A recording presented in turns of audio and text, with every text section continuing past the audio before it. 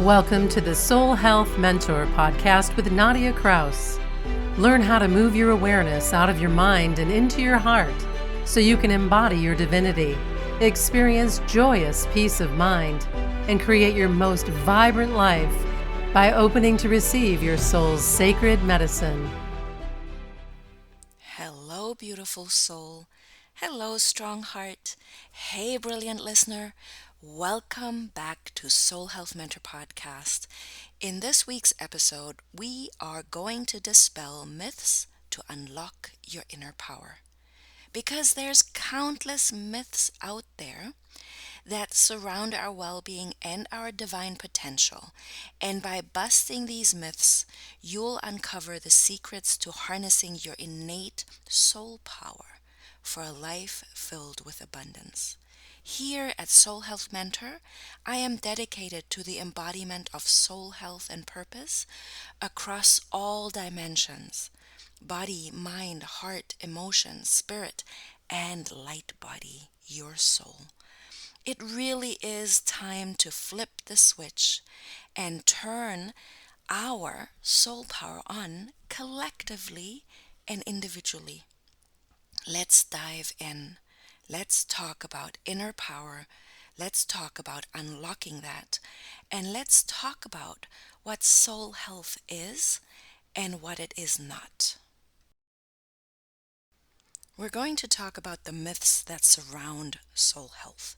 But before we can do that, I need to mention what is soul health. So, soul health is a word that I came up with to ensure that we're encompassing all of us, all of our bodies, all of our subtle bodies, which are the physical body. This is the obvious one. But then there is the emotional body, the mental body, the spiritual body, and the light body, your soul. And soul health encompasses all of that. And maybe you would like to check out some episodes that I've already recorded for you that go deeper into that. So I recorded episode number 9, the 4 pillars of soul health for you, where I talk about how soul health isn't really something represented in our society. You learn a little bit about me and my background as a corporate health coach. And then I also shared in episode number 6 the 3 pillars of self-love. And I talk about self-love leadership, and I talk about what it takes to lead yourself with love. And the reason I talk about that, it isn't a component of soul health. You lead yourself with love, and there are 3 pillars of your self-love leadership. And in episode number 33, I ask you if you are a dreamer. And I do that because our soul holds a dream for us. And that dream is to fulfill our divine potential in this lifetime, to use our talents, gifts, and natural skill set to be of service to ourselves and then to others. Self-love leadership. Put on the oxygen mask first. And then you start sharing your gifts and talents and natural skill set from a place of overflow. Imagine everybody embodying their soul health and being a full cup of love, sharing from their overflow. How different would our life be? How different would our relationships be? How different would our world be? This is a big deal. So we are unleashing our inner power, and we're busting the myths that keep us from our abundance and from embodying our soul health and purpose. So myth number 1, positivity alone ensures the embodiment of your soul health and purpose. This is not correct. We do not exist only in light, but we also exist in dark.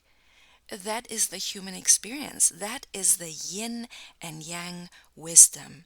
There is feminine essence, there's masculine essence, there's up and down, there's positive and negative. There are always polarity pairings in the experience of human life. There is deep sorrow and ecstatic joy. There's the full spectrum of emotions in between. So the truth is that genuine soul health embraces both positive and challenging aspects of life. Very, very important. To do light work, you have to master shadow healing.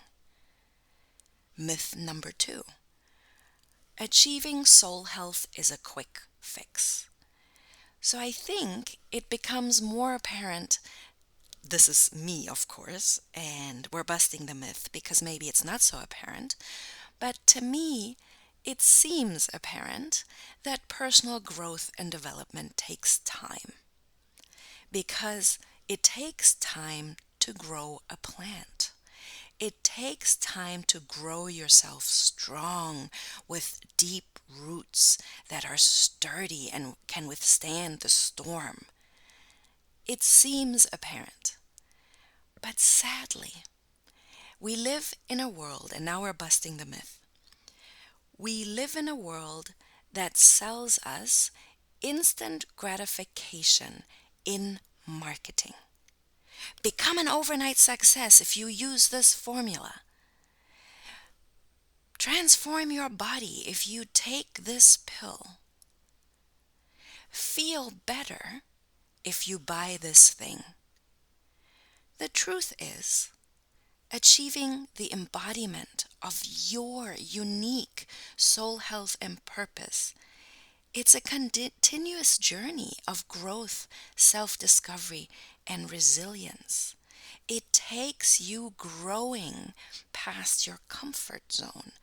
It takes resilience to embody transformation. It's not pretty. It can be quite messy. The analogy of the butterfly is perfect. A butterfly cocoons, no, it's not a butterfly. Let me correct that. A caterpillar cocoons itself to become a butterfly. And in this cocoon, this butterfly turns to mush. Literally, if you were to open that cocoon, you wouldn't find the caterpillar anymore. It has to become the butterfly. So your old identity turns to mush as you don't find yourself in there anymore, as it doesn't represent your soul health or your purpose or the embodiment that you require, desire, and deserve, the things you want. And then it becomes your new self. But that takes growth. It takes self-discovery. What is in alignment with my new life, my new self? What is part of my old self, my old identity? What do I need to release? Myth number 3. Soul health is separate from physical health. It is not. Big, big myth that your body is just your body. That's why I talk about these subtle bodies. You have a physical body, an emotional body, a mental body, a spiritual body, and a light body, your soul. And your light body, your soul, inhabits your physical body. So it is your light body that keeps you alive.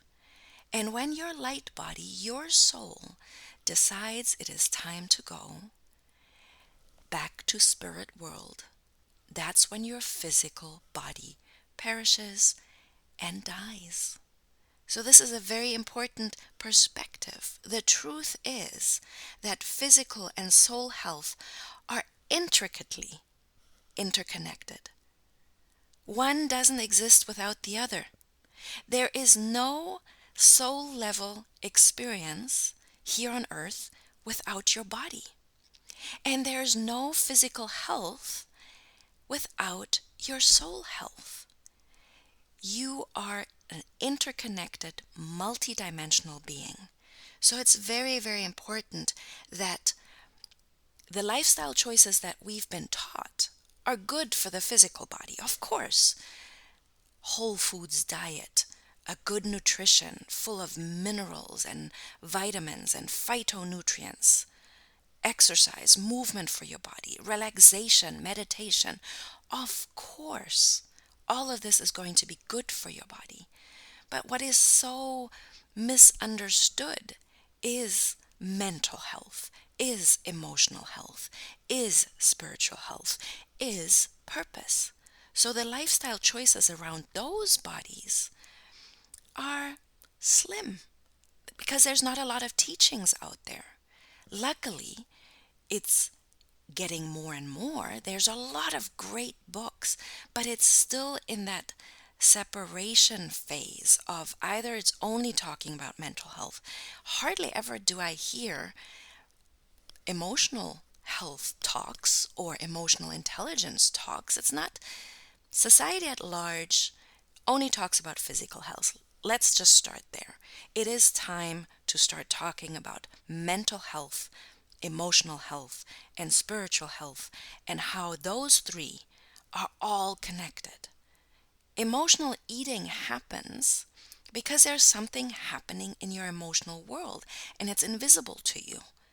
So as long as it's invisible to you, you can't change it because you cannot change what you cannot see. And as long as you can't feel it, you also can't heal it. Then mental belief systems, they find their root cause in things that happened to you as a child. And your spiritual well-being isn't tied to organized religion.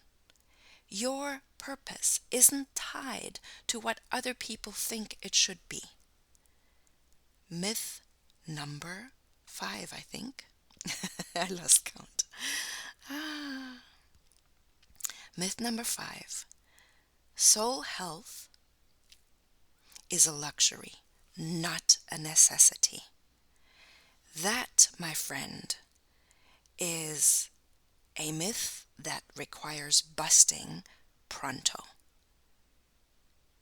It is so important. It is essential for a fulfilled and purposeful life to have time to yourself, to have self-care, to have soul care, to have retreat, treating yourself to retreat.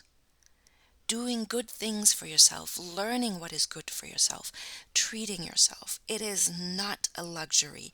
It is a necessity for mental health, emotional health, and spiritual well-being. Absolutely. It is a trend in this world of burning ourselves out, of hustling, of chasing something, and then wondering why we are feeling so frazzled mentally, emotionally, and spiritually. Why does society at large feel so depressed, feel so sick, feel so unhealthy, is so diseased? Those are all questions to think about. Myth number 6. Soul health is only for the spiritually inclined. So, yes, of course, someone that isn't spiritually inclined most probably wouldn't be drawn to soul health or even listening to this podcast of unleashing and unlocking our inner power and busting myths that keep us from the abundance and our soul health. But here comes the but. Everybody wants to be happy. Everybody wants to feel fulfilled and like they have a purpose. Everybody wants to feel good about their life and their life choices. So yes, it does require an openness to open up to your own embodiment of soul health and purpose. But spiritually inclined, in the sense of organized religion, you do not have to be. Absolutely not. This message right here today has nothing to do with religion and everything to do with your soul. And of course, Yes, there needs to be this connection. I have a soul. I have a heart. So it is universal, and it can adapt to diverse spiritual inclinations, whatever your background. Absolutely. But your spiritual path is your spiritual path. And in this myth busting, number 6, we're also going to make space for the agnostic or the atheist. They are on their own spiritual path, and in their own time will they find interest in soul health or not. And it's okay.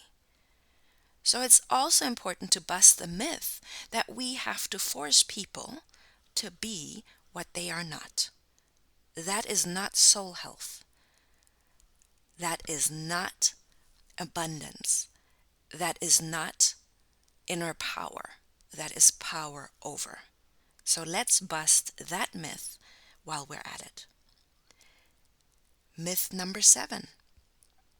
External validation equals soul health. It's interesting to notice that there's this whole movement of love and light. And this love and light movement often is represented by a collective that identifies with being light workers. But as I already mentioned in myth number 1, positivity alone doesn't ensure soul health.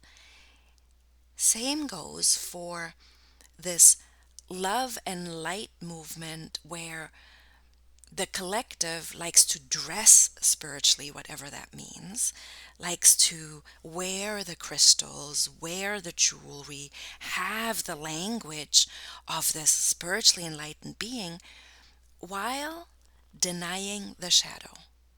So we don't do things to get external validation from others. We don't wear crystals to get validation from others. We don't say namaste to get validation from others.